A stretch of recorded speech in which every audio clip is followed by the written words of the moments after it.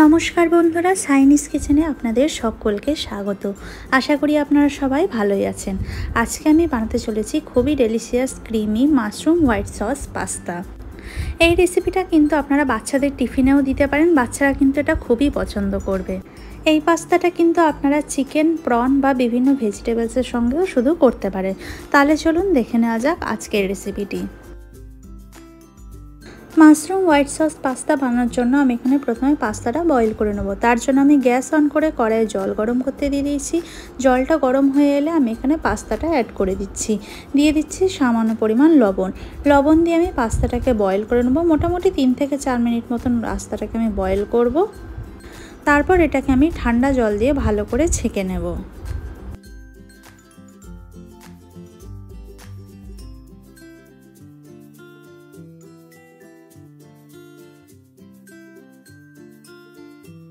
দেখুন পাস্তাটা এখন বয়েল হয়ে এসছে, আপনারা দেখেই বুঝতে পারছেন। এই সময় আমি গ্যাসের ফ্লেমটা বন্ধ করে আমি পাস্তাটা ঠান্ডা জল দিয়ে ভালো করে ধুয়ে একবার ছেঁকে নেব। তারপর আমি কড়াইয়ে কিছুটা হার্ব বাটার অ্যাড করে দিলাম। আমি গার্লিক হার্ব বাটার ব্যবহার করেছি, আপনাদের কাছে যদি না থাকে তাহলে আপনারা নর্মাল বাটারও ব্যবহার করতে পারেন। আমি হার্ব বাটারটা ভালো করে মেল্ট করে নেব।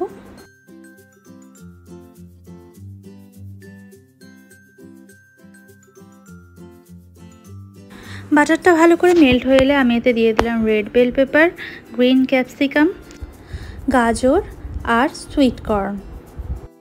এই সব কিছু দিয়ে আমি এটাকে 3 থেকে 4 মিনিট মতন সটে করে নেব।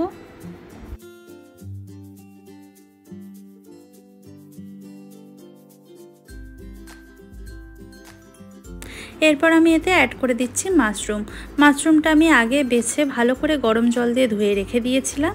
আমি সেই মাশরুমটা এখানে অ্যাড করে দিলাম আর দিয়ে দিলাম পেঁয়াজ কুচি।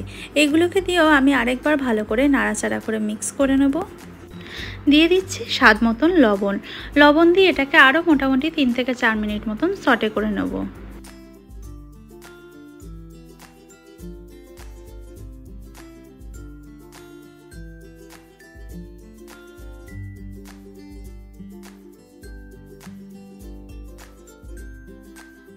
এবার আমি এতে দিয়ে দিচ্ছি মটরশুঁটি। আমি এখানে ফ্রোজেন মটরশুঁটিটা ব্যবহার করেছি, আপনারা চাইলে ফ্রেশও ব্যবহার করতে পারেন। এবার এটাকে ভালো করে নাড়াচাড়া করে মিক্স করে নিচ্ছি। দেখুন এটা এখন প্রায় রেডি হয়ে এসেছে। এবার আমি নেক্সট স্টেপে চলে যাব।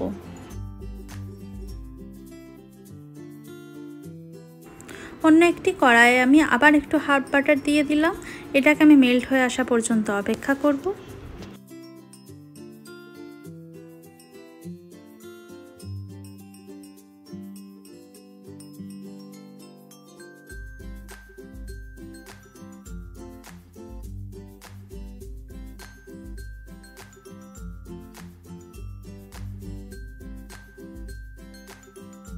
দেখুন এটা এখন ভালোভাবে মেল্ট হয়ে এসেছে। আমি এতে দিয়ে দিলাম হাফ টেবিল স্পুন রসুন বাটা। এটাকে দিয়ে আমি গ্যাসের ফ্লেমটা লো করে একটু নাড়াচাড়া করে নেব যতক্ষণ না ভাজা রসুনের গন্ধটা বেরিয়ে আসছে।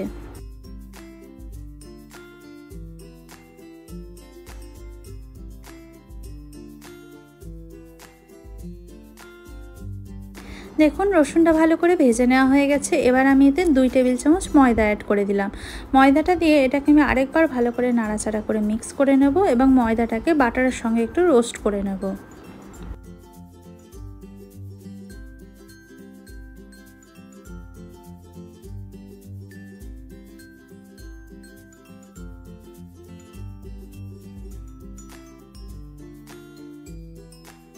এবার অল্প অল্প করে আমি এতে দুধ অ্যাড করে দেবো এবং এটাকে ভালো করে মিক্স করতে থাকবো যেন ময়দার কোনো লাম্পস না থাকে, দুধের সঙ্গে ভালোভাবে মিক্স হয়ে যায়।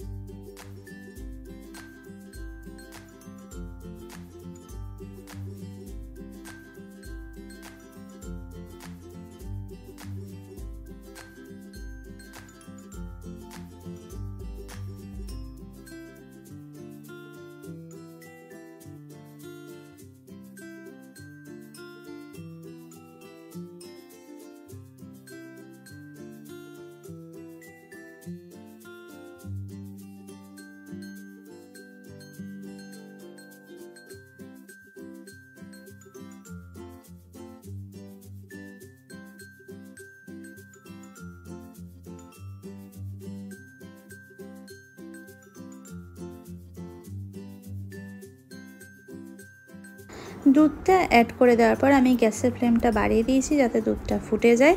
এরপর আমি এতে অ্যাড করে দিচ্ছি চিলি ফ্লেক্স আর অরিগ্যানো। এবার আমি এটাকে একবার ভালো করে নাড়াচাড়া করে মিক্স করে নেব। আপনারা দেখতেই পাচ্ছেন এখানে কিন্তু কোনো ময়দার লাম্পস তৈরি হয়নি। ঠিক এইভাবেই আপনারা মিক্স করে নেবেন।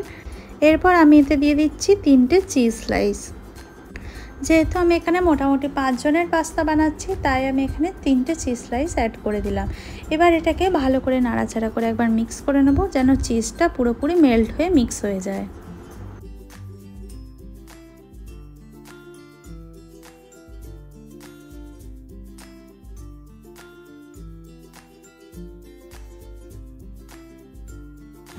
দিয়ে দিলাম স্বাদ মতন লবণ এবং আগে থেকে বয়েল করে রাখা পাস্তাটা দিয়ে আমি দুধের সঙ্গে ভালো করে নাড়াচাড়া করে মিক্স করে নেব।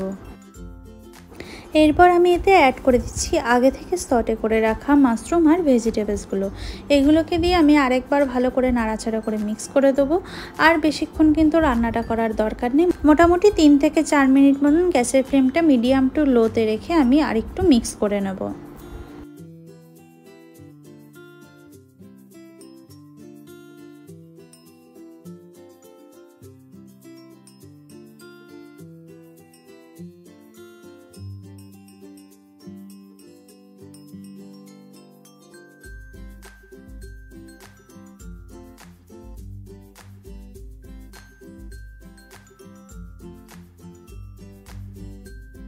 দেখুন আমাদের হোয়াইট সস পাস্তা এখন একদম রেডি হয়ে গেছে। ঠিক কতটা ডেলিশিয়াস হয়েছে।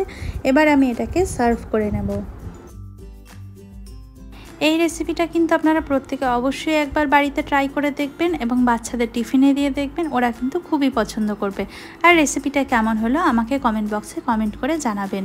যদি ভালো লেগে থাকে তাহলে লাইক, কমেন্ট অ্যান্ড শেয়ার করে দেবেন এবং আমার চ্যানেলটিকে সাবস্ক্রাইব করে অবশ্যই বেল আইকনটিও প্রেস করে দেবেন। সকলকে ধন্যবাদ। সুস্থ থাকবেন, ভালো থাকবেন। দেখা হচ্ছে পরের ভিডিওতে।